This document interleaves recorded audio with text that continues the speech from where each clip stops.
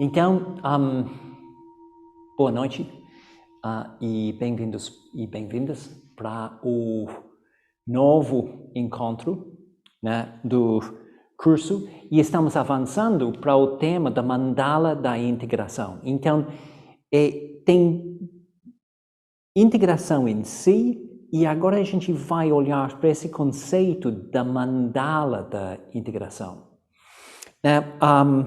Então, eu vou falar um pouco antes do primeiro grupo e reflexão, que eu trouxe umas reflexões para vocês. E daí começamos, algumas semanas atrás, falando sobre a mente saudável, né? E o primeiro passo na vida espiritual, que é aquilo que todo mundo tem que encarar em algum momento, é de perceber que para qualquer progresso eu preciso me integrar, para me engajar no caminho. Eu preciso trazer ou unir as várias vozes ou tendências dentro de mim para dentro do mínimo de um flow que está indo na direção que é a direção da vida espiritual. Então, o que a gente quer trazer hoje à noite é umas reflexões um pouco mais profundas sobre esta direção, né? Então, o caminho espiritual e como alcançar aos poucos a iluminação é o tema do curso, né? E uma boa imagem, uma boa metáfora sempre ajuda, né, para a gente entender de forma rápida até, ou lembrar de forma rápida o que realmente a gente está fazendo, o propósito disso tudo. E eu já apresentei a primeira metáfora do curso, que é a jornada, né? E a jornada é uma metáfora, né? Vai ter o primeiro passo, né? E vai ter uma direção, ou uma destinação. E no caminho vão ter desafios e impedimentos, aprendizagens e um senso de progresso resolvendo os desafios que surgem. E daí, com um certo esforço, né, andando, caminhando, eu vou, aos poucos, chegar mais perto dessa destinação. E no budismo, a destinação é iluminação. E na metáfora da jornada, né, a iluminação é distante, né? Eu tenho que ir até lá. Então, é uma ótima metáfora, né? E daí a primeira pergunta que eu só vou colocar é o quanto essa metáfora ressoa com você, né, neste momento. Talvez não é uma metáfora usada em todas as tradições espirituais, de todas as religiões, mas o Buda foi muito claro que o budismo é um caminho. E se você quer explicar para alguém em uma palavra o que é budismo, essa palavra é uma boa palavra. Porque eu não sei se você já passou por isso, mas pessoas curiosas que perguntam, o que você faz com o budismo? O que é budismo? Você acredita em um Deus, alguma coisa assim? É uma terapia, é uma filosofia, né? E uma boa resposta para uma boa conversa é, budismo é um caminho, né?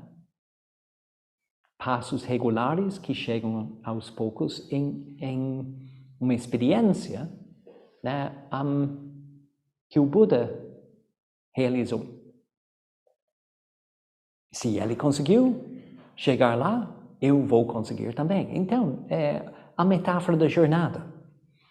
Não, como, eu não sei se você já pensou sobre isso, mas as pessoas que conhecem metáforas sabem que, normalmente, nenhuma metáfora para nenhuma coisa na vida é perfeita, totalmente perfeita. E a jornada é uma metáfora que vem com alguns perigos, né? Algumas limitações na própria imagem. Por exemplo, uma das limitações da imagem, da metáfora, é que existe uma ênfase, né, em fazer algo, em, né, ação, em eu me esforçar, né? Então, a metáfora tende a alimentar a ideia do que, ok, tudo vai ficar bem quando eu conseguir um senso de progresso. Só que esse pode atrapalhar a gente, essa busca também, né? Então, ou seja, o perigo da metáfora da jornada é que está muito orientado para o futuro, né? A imagem que a gente usa na cultura inglesa é de um jegue seguindo a cenoura. Então, ok, eu acho que provavelmente você entendeu. Tem o lado que é positivo, só que tem que tomar consciência do que tem certas limitações com a ideia. E é super importante, porque a partir eu estou vendo até o Odair ressonando e reconhecendo esse perigo.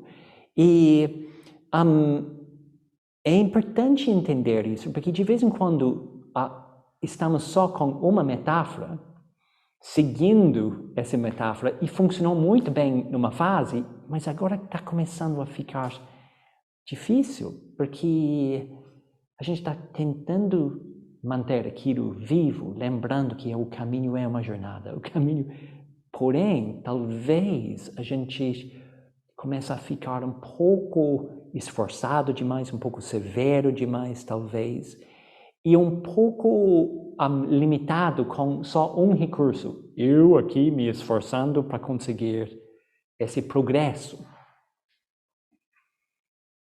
Então, sorte que tem outras metáforas. E uma outra metáfora que complementa a jornada é a metáfora da mandala. Da mandala, não? A mandala é um símbolo universal, apesar de que muitas vezes em budismo você vai ver aparecendo na tradição tibetana, a mandala é um símbolo que, por exemplo, Carl Gustav Jung, o psicoanalista, contemplou bastante, especialmente quando ele mostrou que aparece em todas as culturas. O jardim inglês, por exemplo, normalmente tem uma fonte, né, com água no meio, e o jardim, especialmente um jardim quadrado, tem círculos e caminhos circulares com, né, uma gramada circular e flores e, né, plantas e várias partes. É uma mandala. Basicamente, uma mandala é um símbolo de um eixo, né? E concêntricos cada vez mais amplos, e colocamos no eixo, no centro da mandala, o que é mais importante para a gente, pelo menos naquele momento. E organizamos outros elementos da nossa vida ou do nosso projeto ou whatever em volta, né, do eixo, e coisas menos importantes tendem a ficar mais distantes do eixo, periféricos. Ou até a gente decide atirar algumas coisas, né? Então, a mandala é uma bela imagem também da vida espiritual, só que tem outra ênfase quando for comparado com a jornada, né?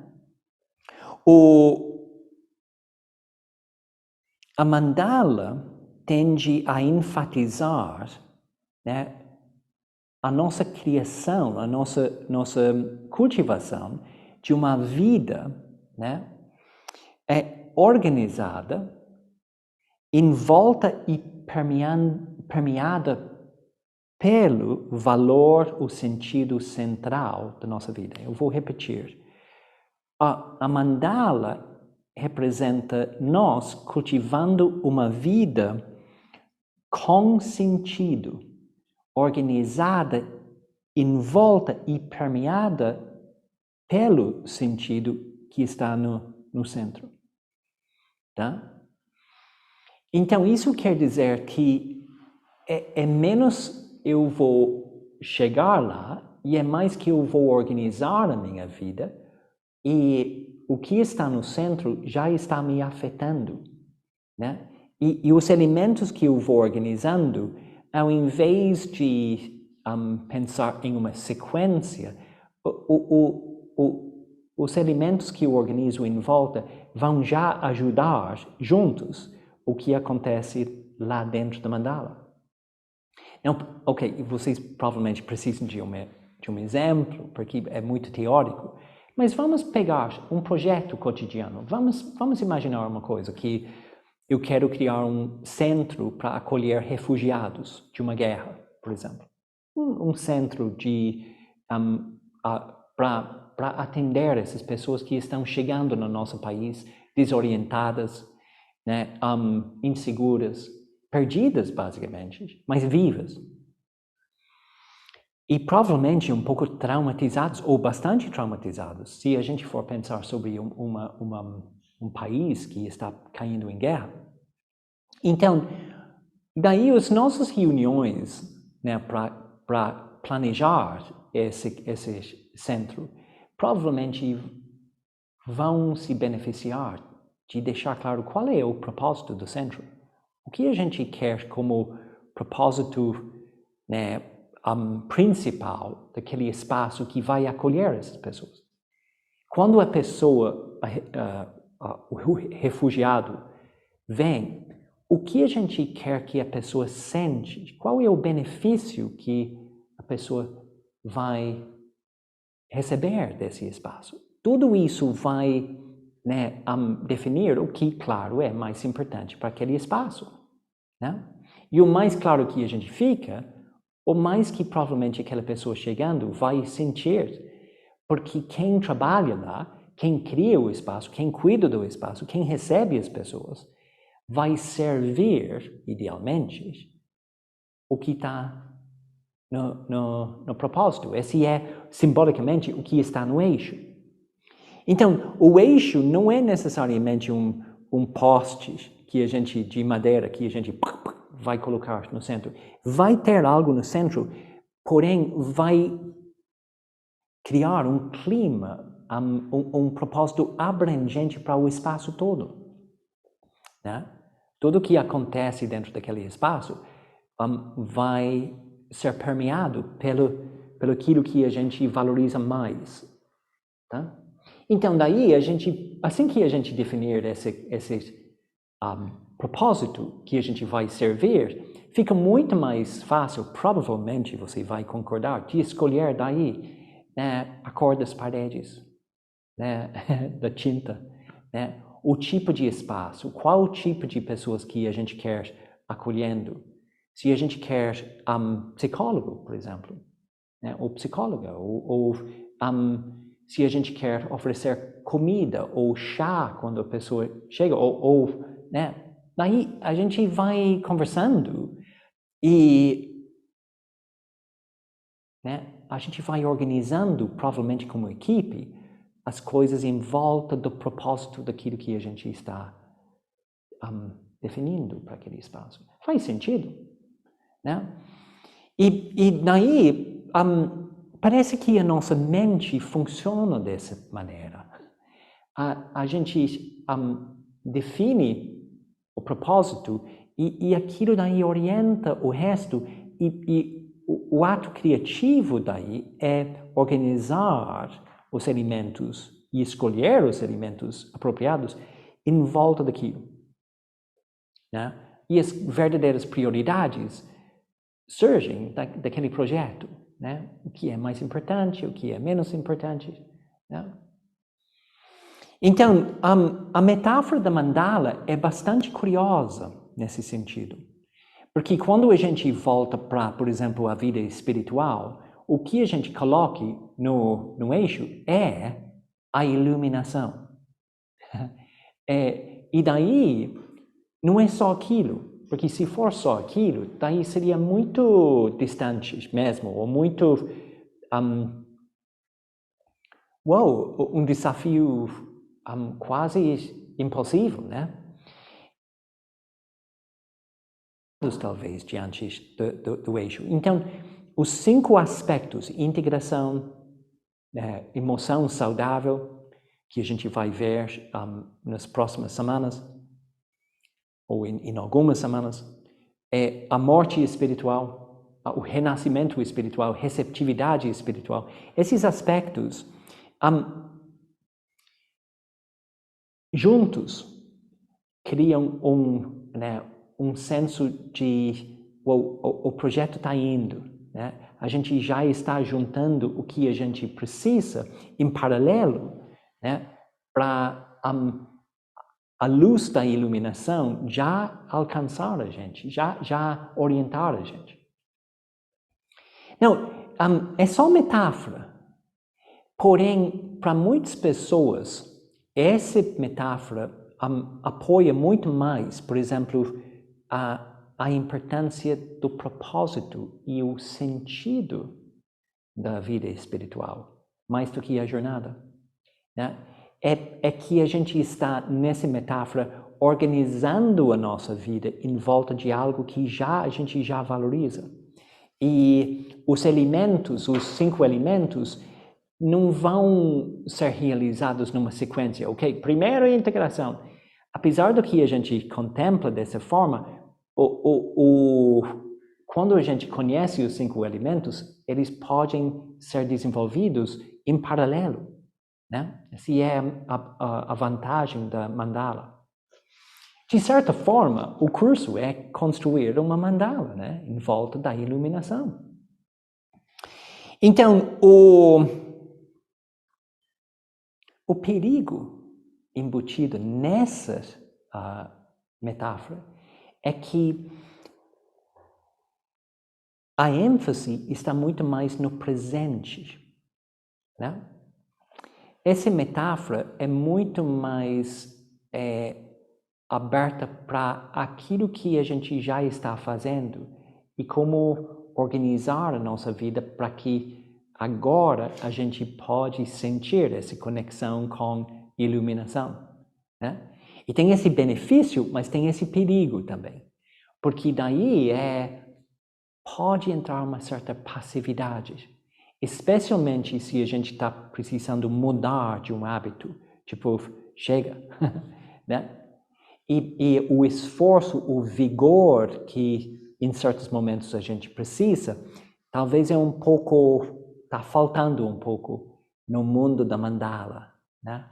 Se a gente não ficar esperto, né? Faz sentido? Ok, não, provavelmente você já está sacando para onde a gente está indo, porque o primeiro grupo vai ser, ok, só a sua chegada aqui, sua participação, sua não desistência é uma evidência do que você está vivendo, né? Uma vida espiritual. Você vem, a gente canta os refúgios e preceitos, a gente medita. Então, você ouviu as 2 metáforas, né? E como você se relaciona com essas 2 metáforas, né? Qual das 2 chama mais a sua atenção, chama mais, ou está conversando, com qual você tem mais afinidade neste momento, né? E também sobre os perigos, você está entendendo os perigos de cada um desses, porque a ideia na vida espiritual, em termos de sabedoria já aprendido nesses anos da tradição, é que a gente precisa das 2, né? A gente precisa das duas. Tem outros, mas basicamente são outras espécies das mesmas características. Mais ação, mais ir na direção de um alvo, de uma meta, e outra que é mais organizar a vida ao redor de algo que já valorizamos. Então, a única coisa que eu diria é que, apesar de que um vai corrigindo o outro, e esse é o que acontece nesse par, um vai corrigindo o outro,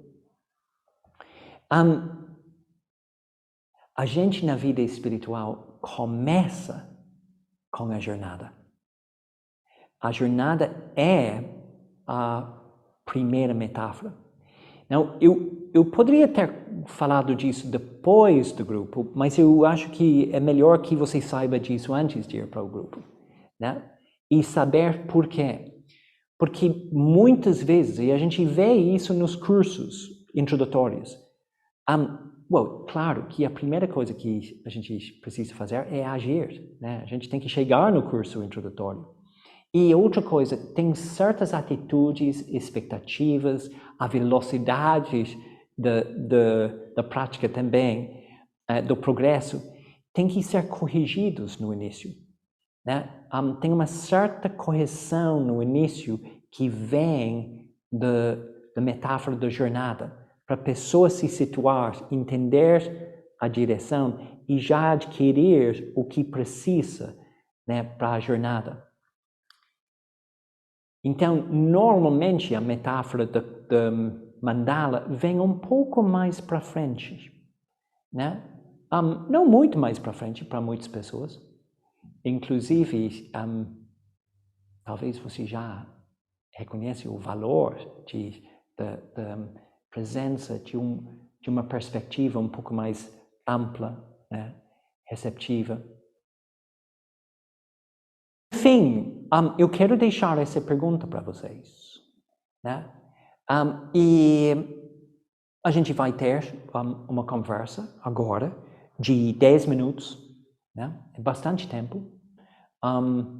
Então, mais uma vez, na minha vida espiritual, neste momento, como está indo a minha afinidade com essas duas metáforas? Com qual eu sinto neste momento mais afinidade? E também seria bom discutir os perigos e como essas metáforas corrigem os perigos do outro. Faz sentido? Tá tudo ok? Ok. Pausa.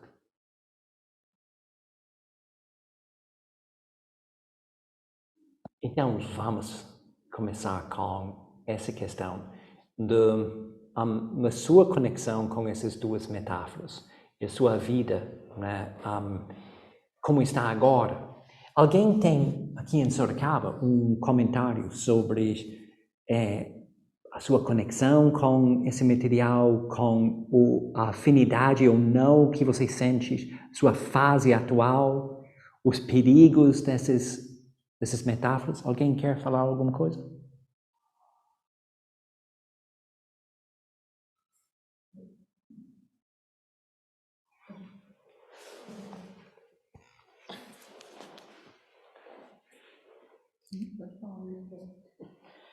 Achei que o grupo achou interessante, principalmente a explicação da mandala fez bastante sentido para o grupo, né? Até teve um termo para expor alguma coisa importante e cuida da coisa importante e deixa lá a coisa importante. Algo como se fosse botar no altar e é isso, né? E aí a gente percebeu com a sua explicação que não, na verdade tem uma coisa importante ali no centro, mas existem vários outros elementos importantes que eu vou alinhando ao redor do centro, né?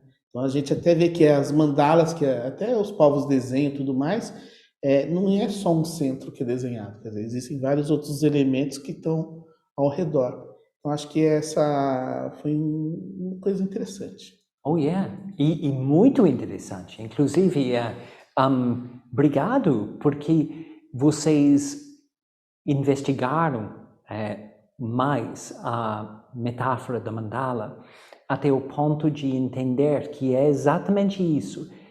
O perigo é que fica que nem uma coisa importante no altarzinho, né? Só que a metáfora está exatamente o que você falou. O que é importante que eu preciso organizar para realmente realizar, né, a iluminação nesse caso, né? O que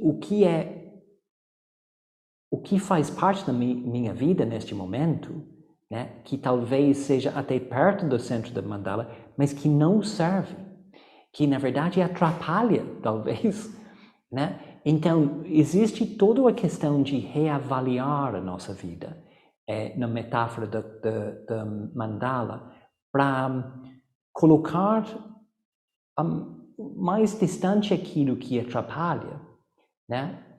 E colocar mais perto aquilo que ajuda. Então, um bom exemplo que está acontecendo aqui em Sorocaba e em outras partes do Brasil, é que as pessoas, independentemente de mim, estão começando a um ligar para o outro e falar, vamos tomar um chá, né? Vamos conversar e priorizando a amizade, sacando que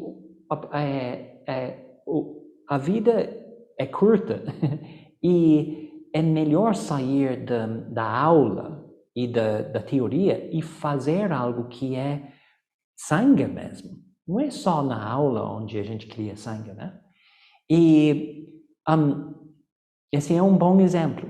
Pessoas até começando a organizar a vida em volta disso. Eu conheço 2 membros da nossa ordem em Londres que se encontram toda semana, na mesma noite, eles jantam juntos.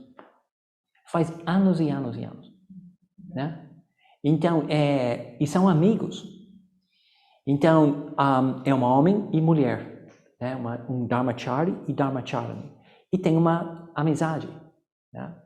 Então, e esse não veio de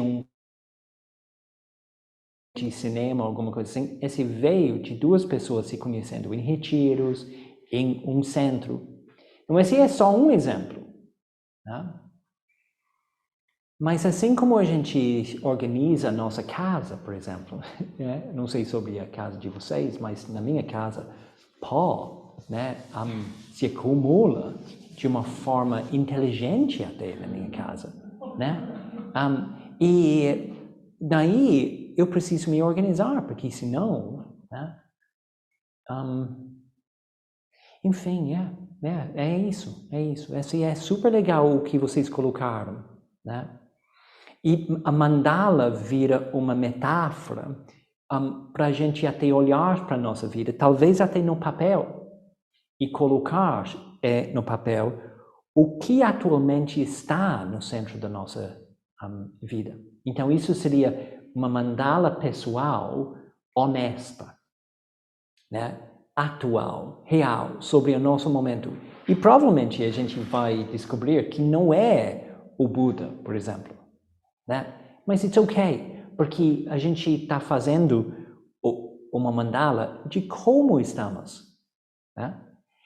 Tem uma mandala ideal, pessoal, e lá tem provavelmente o Buda ou alguma coisa lá no eixo, né? Porém, o que você está trazendo é que a nossa mandala pessoal atual provavelmente tem até talvez algumas prioridades competindo para o eixo. E dependendo do mês ou da semana ou da hora, pode ser um, pode ser outro. Então estou pensando em talvez os clássicos, que nem romance, dinheiro, status, sucesso, né? Micro-onda. Entendeu? Então, esse é a mandala. E é uma linguagem muito legal, muito acessível, especialmente quando a gente pensa na mandala ideal, e a mandala atual. É uma maneira muito acessível para avaliar o nosso momento, né? O que a gente quer e pensando, comparando o ideal com o atual, ao invés de ser ambicioso demais, a gente pode começar a pensar, quais elementos na minha mandala atual eu posso mudar, né? Avaliando. Assim como provavelmente a gente faz com amigos. Porque se for pensar sobre amizade, provavelmente, em certos momentos, provavelmente você não fale isso em público, mas provavelmente, assim como eu e pessoas, vai escolher alguns amigos para ter mais perto. E aqueles que estavam mais perto, a gente começa a reavaliar e a gente não vai encontrando com eles tanto. Talvez por causa de uma mudança de cidade, ou uma mudança de estilo de vida, ou uma mudança de crença, ou até mudança de interesses. Porque vamos falar, a gente tem amigos que a gente conheceu no clube do X, que é só interesse em alguma coisa X que une a gente. Mas daí temos amigos com quem a gente pode até falar qualquer coisa, né? Que não tem a ver com um interesse X, que são amigos de alma, vamos dizer, usando uma palavra não muito budista, né? Então, os dinamarqueses fizeram recentemente, cientistas lá, pesquisa que mostra que cada 7 anos a gente troca a maioria das nossas amizades. E que a verdade das nossas amizades é que, apesar do que a gente tem 6 bilhões no Facebook, né, só temos capacidade para talvez 1 ou 2, 3 amigos de verdade, né, na vida. Então, são areias, né, que estão mudando, marés que estão mudando, né? E a gente toma essas decisões. E é um tipo de mandala, né? Eliane, pode passar. Eliane, você falando isso, eu lembrei que uma vez eu vi os monges fazendo uma mandala de areia. Yeah. E é a coisa mais linda do Yeah. mundo. É perfeita e fantástica. Eles demoram horas e dias, às vezes, para fazer a mandala. Só que no final, eles varrem tudo. Yeah. Então, eu acho que é isso. As mandalas das nossas vidas vão transformando e vão florescendo e murchando e coisas que, como você falou, algumas coisas são importantes e depois vão se transformando. Sim, exatamente. O que é curioso é que a ideia da mandala tibetana ou budista é que o que a gente coloque no meio é mais amplo do que o tribo. Isso é muito importante dizer. Né? O ideal da iluminação não é tribal, é universal. Okay? Não é se é super importante para entender. Provavelmente é isso que é uma das atrações do budismo para você. É que existe um mistério no eixo do budismo sobre não dualidade, sobre até conseguir desenvolver uma inteligência emocional para até dialogar ou pelo menos perdoar o seu inimigo. Quem talvez fez alguma coisa muito forte com você ou com a sua família ou algo assim, tá? E, na verdade, em todas as religiões existe de alguma forma isso. Só que em budismo está no eixo, né? Ou seja, budismo não confunde o exército com a religião, né? E é muito curioso vendo cenas lindas das preparações para né, o enterro da rainha Elizabeth na Inglaterra e ver a religião dela, que é basicamente Deus junto com o exército. E, não sei, é lindo ver. Porém, quando a gente tem o esforço de olhar para o propósito por trás daquela tradição, como budista, eu digo, eu não curto exatamente a ideia de colocar no centro, no sentido da sua ritual, né, o exército junto com o poder divino. E sendo irlandês, eu amo os ingleses, eu tenho muita gratidão, mas também eu faço parte de um país, tribo, né, inclusive, que sofreu muito pela sombra de juntar exército com religião.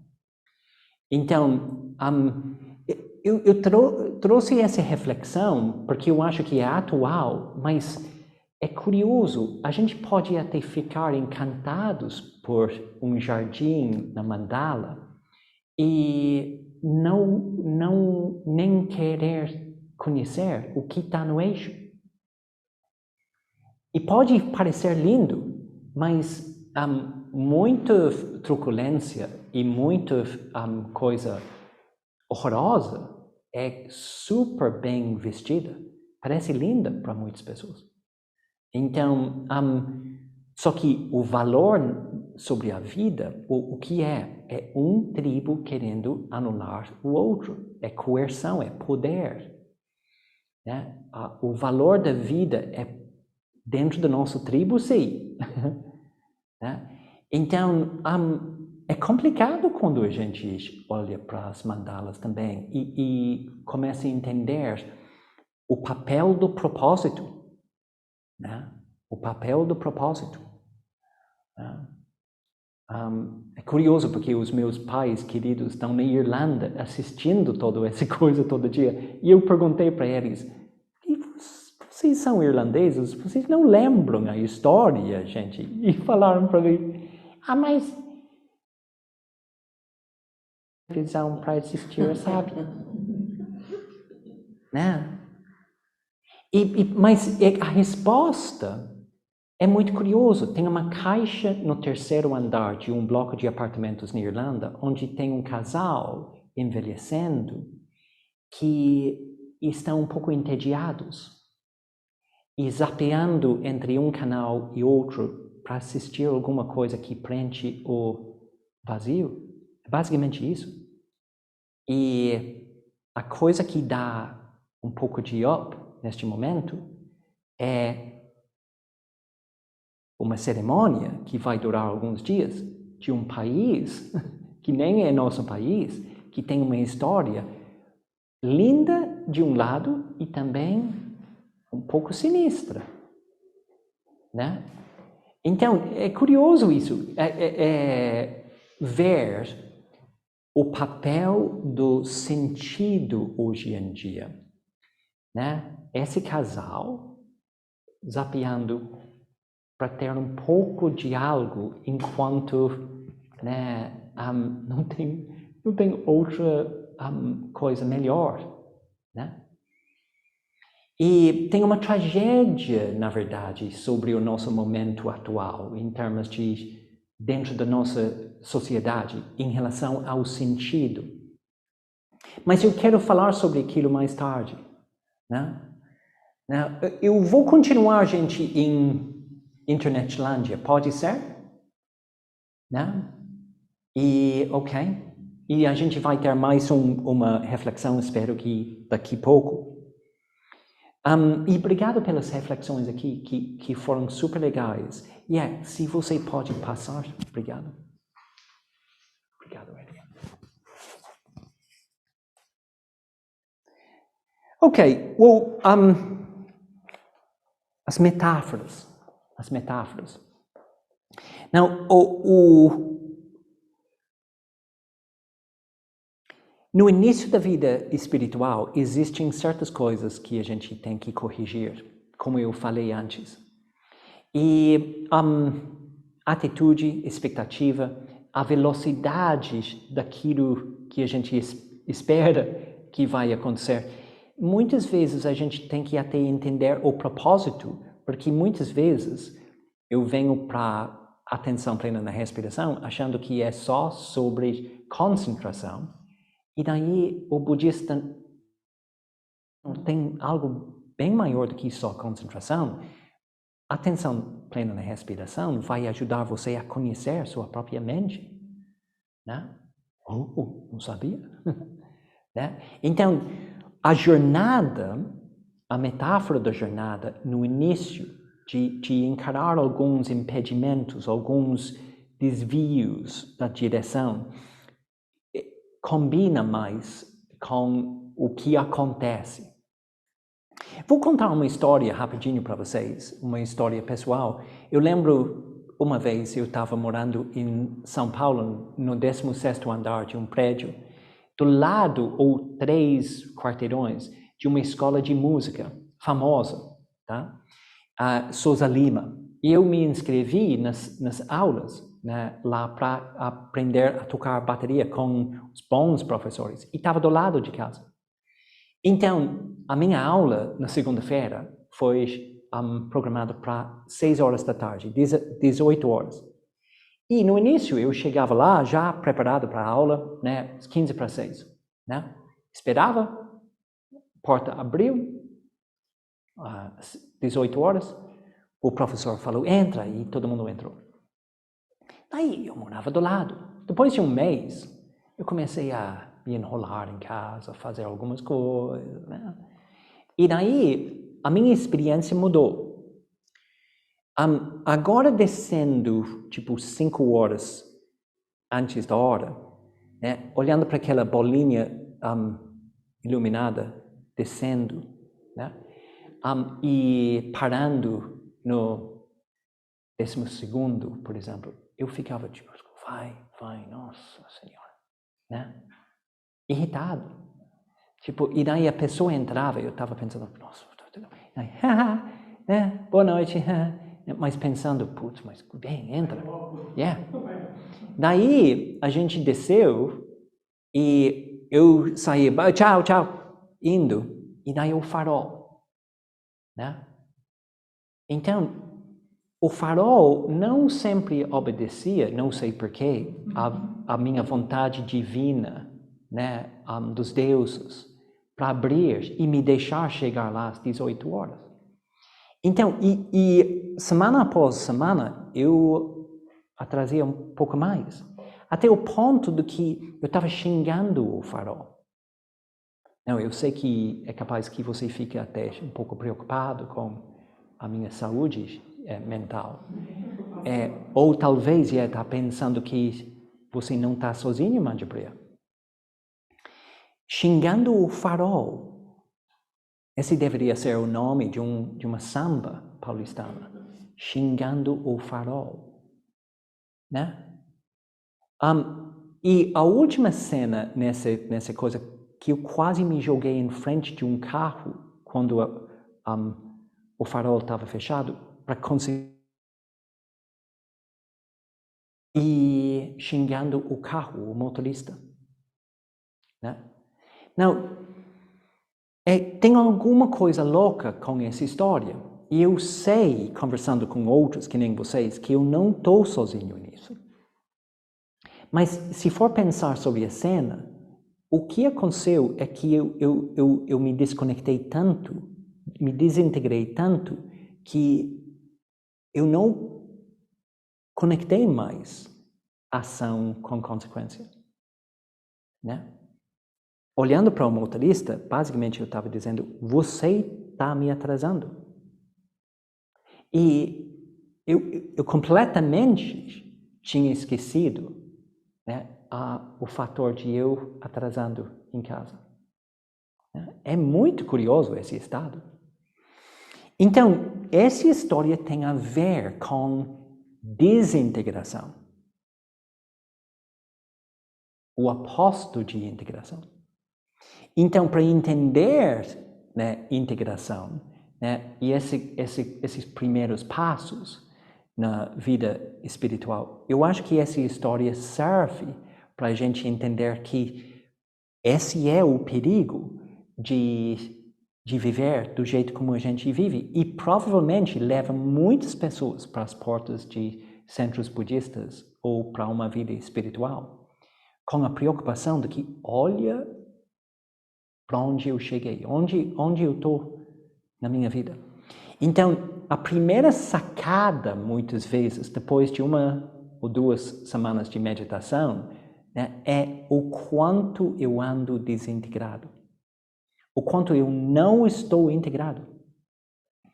E muitas pessoas saem dos primeiros aulas ou voltam para a segunda ou terceira falando, gente, é curioso, eu não sabia o quanto eu estava desconectado.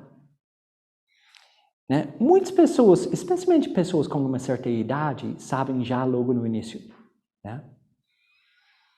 Então, o propósito de atenção plena, o propósito da prática de atenção plena é para integrar os aspectos fragmentados da nossa vida. Só que isso significa que, além de tudo, que eu consigo, né, tomar responsabilidades, né, pelo aquilo que eu faço. Mas como a gente chega nesse estado, né, desintegrado? Vamos só olhar para isso. Uma coisa que eu enxergo muito na vida cotidiana moderna, por exemplo, é muitas pessoas morando em Sorocaba, em São Paulo, em Salvador, no Brasil todo, vivendo sonhos, tendo famílias, trabalho, seguindo uma profissão, fazendo muito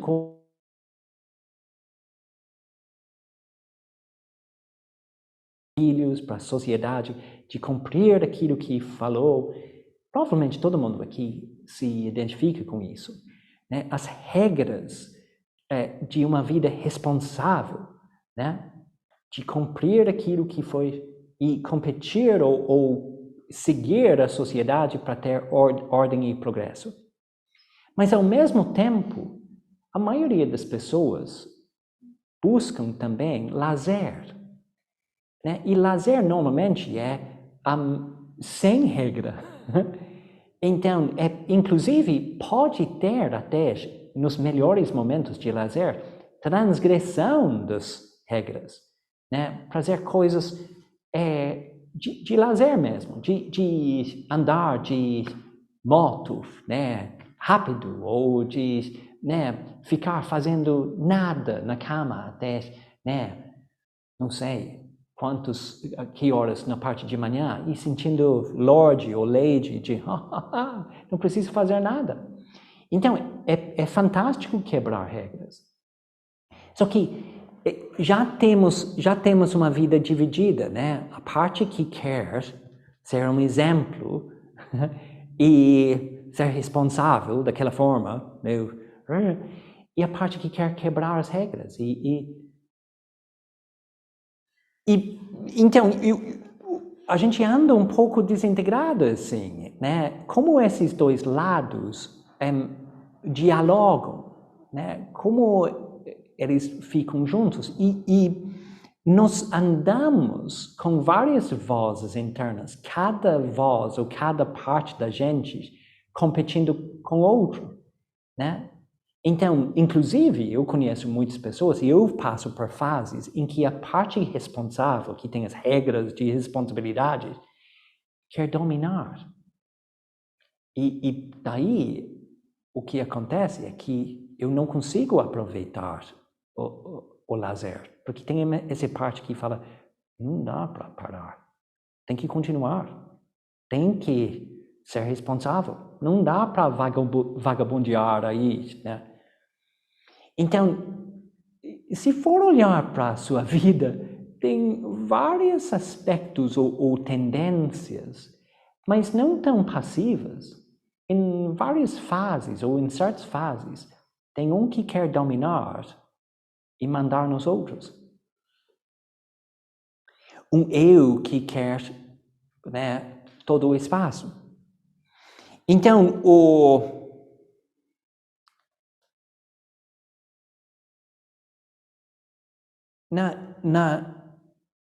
no meu exemplo, de eu sair de casa indo para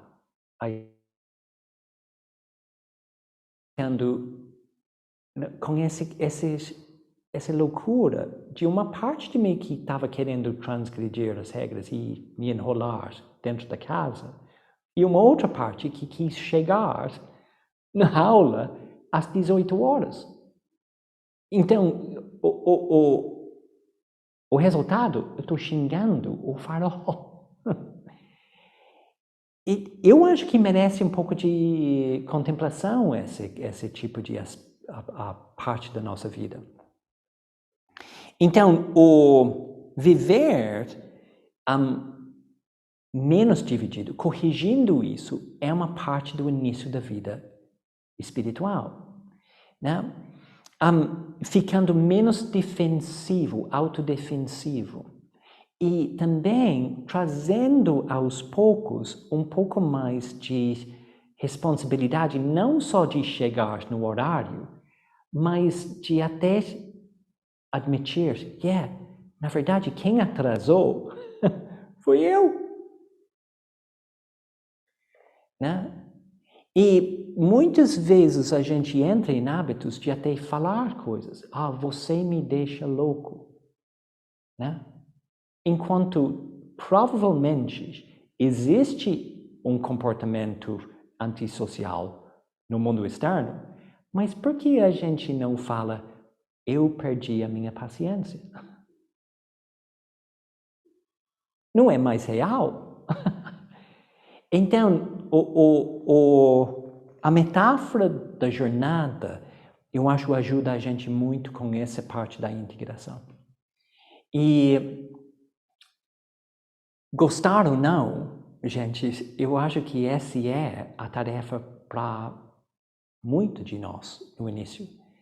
Né? É uma base de ter uma vida que não é só responsável pela regra, mas é responsável, saudável, né? É honesta, é que tem a maneira de conciliar as necessidades, ambas da vida do exemplo e também do lazer, por exemplo. E eu vou continuar até, porque existe algo nessa integração mais saudável, que é que a gente vai descobrindo, por exemplo, quando eu descobrir que fui eu que atrasei, né? Eu redescubro a minha escolha. É por isso que a integração faz bem. Porque daí eu resgato, não redescubro, eu resgato a minha escolha. Eu posso me enrolar aqui em casa, só que vai ter uma consequência. Né? Não, esse não é pouca coisa. Então, eu quero grifar isso. Mas, ao mesmo tempo, eu quero chegar numa outra metáfora. Antes disso, faz sentido o que eu estou falando sobre, né, essa questão da metáfora da jornada sendo o primeiro passo. E provavelmente a metáfora de organizar em volta do eixo vai vir como algo mais importante depois disso. Alguém, por exemplo, na Internetlândia, alguém tem uma pergunta ou dúvida ou colocação que a gente pode abrir espaço para isso?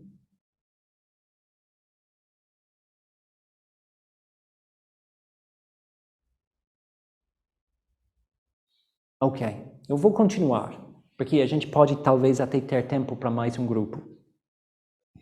Rapidamente agora eu vou falar sobre a metáfora da mandala. Eu vou falar mais sobre aquilo na semana que vem. A mandala da metáfora abre a possibilidade de investigar o nosso sentido, o sentido, o propósito do caminho, né? E está na metáfora do mandala que a ênfase está muito mais em conhecer o propósito e organizar a nossa vida em volta daquilo. Tem esse eixo, né, claro, e os elementos em volta daquele eixo. Né? O sentido daquilo que a gente está aos poucos realizando, na metáfora da mandala, fica mais próximo, né? Não é tão distante comparada com a jornada. Mas daí eu viro para vocês com essa pergunta: qual é o sentido da sua vida? Qual é o sentido da sua vida? Qual é o sentido da sua vida? Não, se você está um pouco paralisado ou gaguejando internamente aí, talvez não, talvez você já tenha uma resposta. Porém, na minha experiência, é muito raro alguém conseguir responder rápido a essa pergunta. Né? É uma pergunta enorme, que nem o que você quer fazer. 17 anos, muitas vezes é difícil responder. Mas o sentido da vida é maior ainda. Então, em certos momentos da nossa vida, talvez a gente sente um vislumbre de sentido. Por exemplo, na festa dos bodas de ouro de um casal querido, ou talvez no nascimento do primeiro filho, né, alguma coisa assim, né, naquela tarde de fazer piquenique na gramada, diante do penhasco daquele enorme, né, paisagem de natureza antiga, né? Ou talvez, que nem o Siddhartha, você está tendo a quarta visão, né? Que é basicamente o encontro que Siddhartha teve com o homem, né, buscando o sentido, né? Então, a quarta visão é muito curioso, é um encontro com, algo que norteia a gente, né? Mas esses momentos, normalmente, na vida moderna, são esporádicas, separadas, e normalmente a vida não é uma quarta visão. Normalmente a vida é tipo... o que está na Netflix hoje à noite, querido? Né? Que nem os meus pais na Irlanda. Então, o que aconteceu? Como que a gente chegou nisso? Não sei se você está apreciando isso, mas talvez, por exemplo, Inglaterra, agora o enterro da rainha, está mostrando um pouco disso. Por um belo tempo, né, a gente teve a presença na nossa sociedade de grandes autoridades sobre o sentido, né? Por exemplo, a nação, né? Coloque a sua vida em segundo lugar.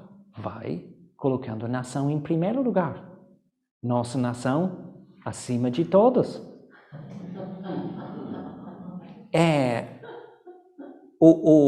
Esse não é um comentário político. Eu estou falando sobre algo que já está, infelizmente, na pauta da história, e a gente provavelmente sabe para onde vai. Então, pessoas seguindo essa autoridade para ter sentido vão sacrificar a sua própria vida, né? E apagar a vida dos outros, né? Daí tem a pauta de lutar por uma utopia de igualdade para todos que parece que nunca chega. E poder da pauta para todo mundo viver nessa utopia, protegido contra as desgraças daquele tribo. Né?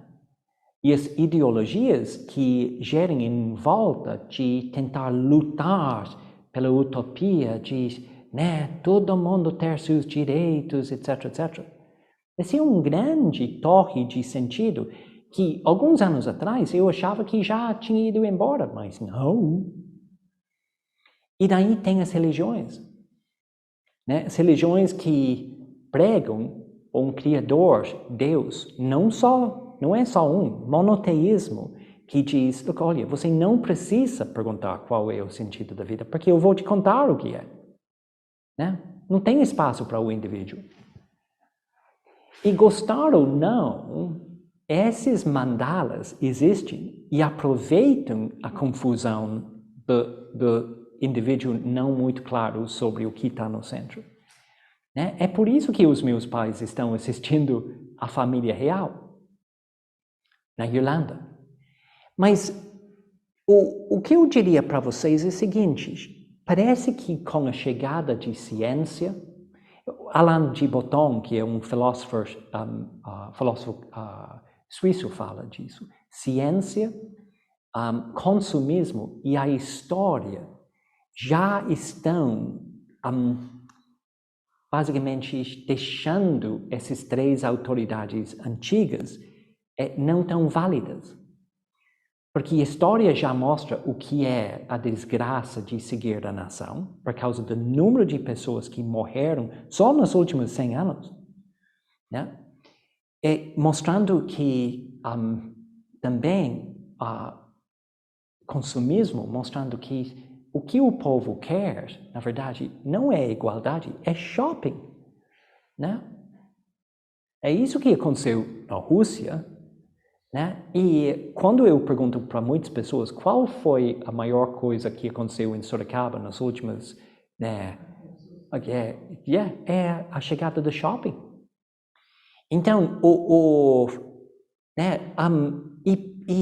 gostar ou não, a ciência está trazendo algumas constatações sobre a vida que traz algumas questões sobre a existência de um poder onipotente, criador, né, divino, né? Deus.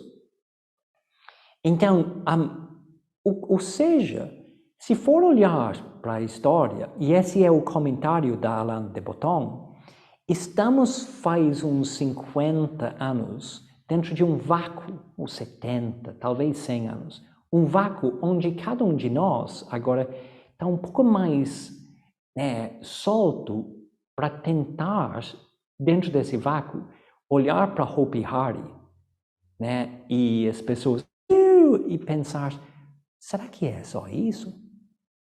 Né? Será que é ficar em casa, entediados, buscando algo na Netflix? Será que esse é o sentido da vida? Ou será que existe algo melhor do que isso? Então, eu gosto muito dessa reflexão.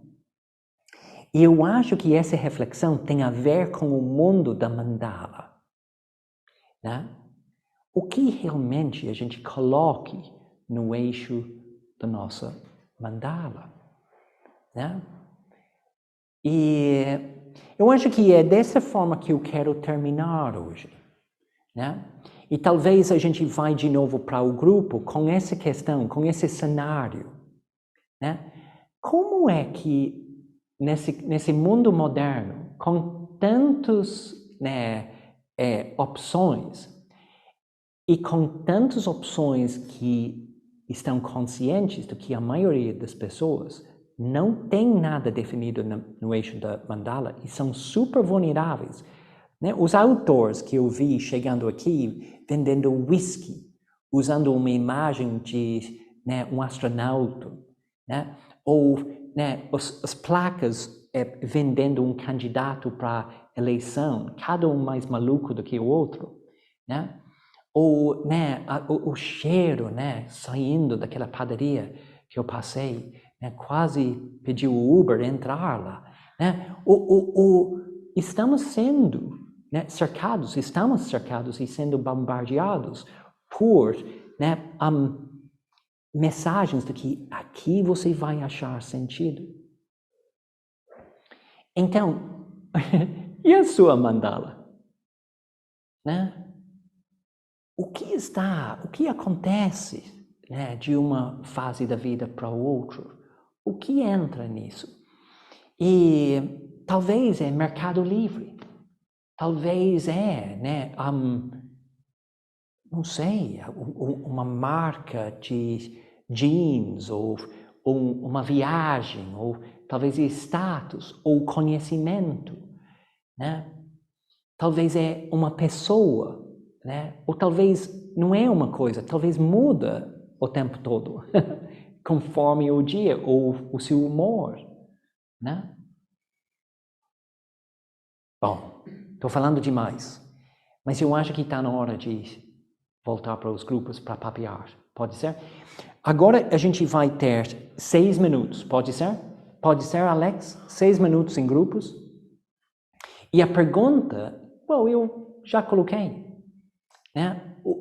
A metáfora da mandala, do eixo, de organizar a nossa vida em volta, e do cenário atual, da gente ficar meio sozinhos diante das escolhas, né? Talvez um papo em volta disso. Como você está neste momento em que a gente tem essas grandes autoridades de volta, gente? Estão de volta. E de volta de forma feroz, parece, né? Ainda competindo um com o outro. Como você se situa dentro disso, né? Em termos de uma pessoa que quer uma perspectiva espiritual, né? Se sair uma briga, né, pode me chamar, eu posso mediar. Grupos, pausa. Então, daí, essa conversa a gente vai continuar semana que vem. Né? É o assunto do sentido da vida. Né? E a resposta não é fácil, a gente não vai descobrir isso em uma semana. Porém, o que você pode fazer como tarefa é começar a perceber onde há momentos em que você sente algo de ressonância com, né, aqueles outros momentos que você teve na vida. Que nem aquele momento em que você ficou, né, em contato com humanidade, talvez, em algum momento, sentindo o povo humano, né, vivo. Ou você participou num ritual e você sentiu, né, conexão com valor. Ou você foi para um show com muitas pessoas e sentiu essa conexão, né?